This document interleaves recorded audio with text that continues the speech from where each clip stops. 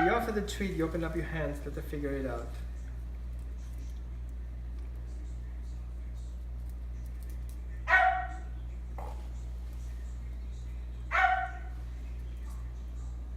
Small movements, not rush movements, because she will get scared.